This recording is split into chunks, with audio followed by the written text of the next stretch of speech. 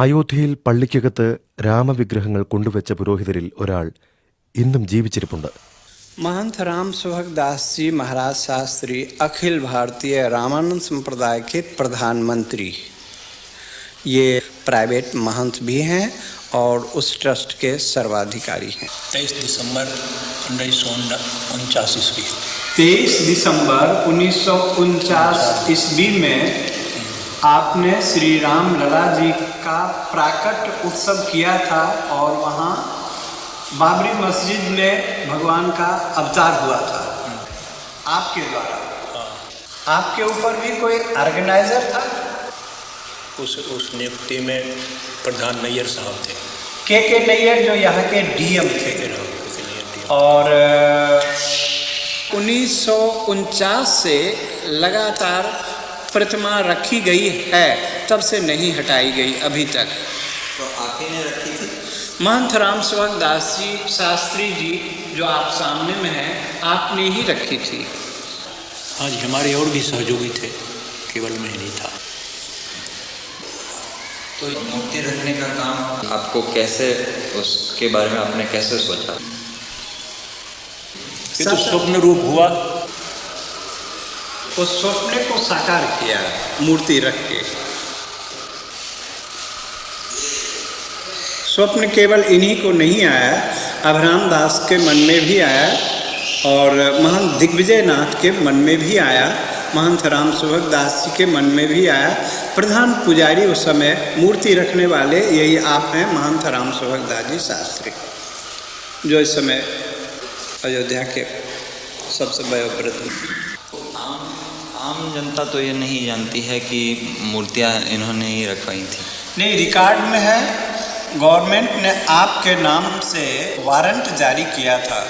वो वारंट का नकल मैं इस समय आपको मौजूद है, मैं दिखा सकता हूँ आपको। तो जेल से कैसे निकल आए? जेल से फिर वो जमानत पर रिहा हुए, मुकदमे चले और मुकदमे से आप फिर बरी हो गए। नैयर साहब ने निर्णय दिया कि जब तक इस केस का फैसला न हो तब तक इसे बरी कर दिए जाए। मेरा जो प्रारंभिक काम था कि भगवान राम उसमें स्थापित हों, इस सिद्धांत लेकर जितना काम करना था मैं किया। अभी बोलने पे मुझे गवर्नमेंट बंद भी कर सकती है इसलिए मैं बोलता हूँ नहीं। പഴയ പള്ളിയിലെ വൃദ്ധനായ ഇമാമും അദ്ദേഹത്തിന്റെ മകനും ആ സംഭവം ഓർക്കുന്നു.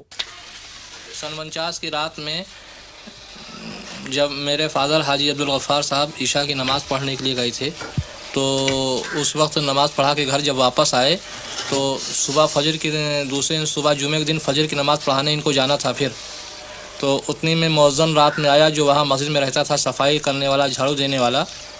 उसने बतलाया कि हमारे यहाँ मस्जिद के अंदर तो मूर्ति रख दिया है बैरागियों ने।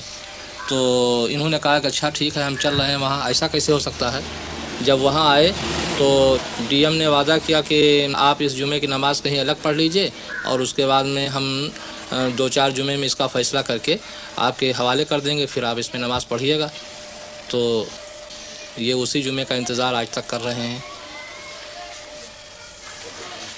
आपकी उम्र क्या है? हाँ, आपकी उम्र कितनी है? 84 वर्ष। हमारा कारोबार सारा लकड़ी का सप्लाई करने का जो है मंदिरों से ही है, मंदिर में हम लकड़ी बेचते हैं। हमारे यहाँ के डिप्टी कमिश्नर साहब, जिनका नाम है नैयर, इन्होंने उसमें बुत रखा दिया रात को, और जब सुबह की नमाज पढ़ने गए लोग तो वहाँ नहीं जाने दिया। गवर्नमेंट के ऑर्डर हो गया। आप जानते थे किसी को जो वहाँ सुबह नमाज पढ़ने? अरे वो उसमें तैनात हैं, मुकर्रर थे। अजान देने वाला अलग और नमाज पढ़ाने वाला एक खास आदमी होता है जिसको पेश इमाम कहा जाता है। आप कभी गए हैं नमाज पढ़ने? हाँ गए हैं, गए। और आज तक आप लोग अभी यही नहीं समझ सके, अब क्या समझने आए हैं? अब तो ये मामला बहुत दूर पकड़ गया ना अब तो साहब। अब जेर गौर है वहाँ अदालत में, दुनिया खलफसार हो गया, खुदा मालूम कितने लोग नजर आतश हो गए, कितने लोग मौत के घाट पहुंच गए। और इसके बाद जनाब आज आप आते हैं उसके लिए जांच के लिए। हम लोग उसी के सहारे हैं कि क्या फैसला होता है। अब तो हमारी बात जौन पहुँचे कर रहा पहुँच गई, अब हमारी बात क्यों पहुँचावे वाला नहीं है और ना हमारी बात में कोनो ताकत है। आज इतनी नफरत पैदा कर दी गई है कि जनाब हमारी सूरत से लोग बेजार हैं।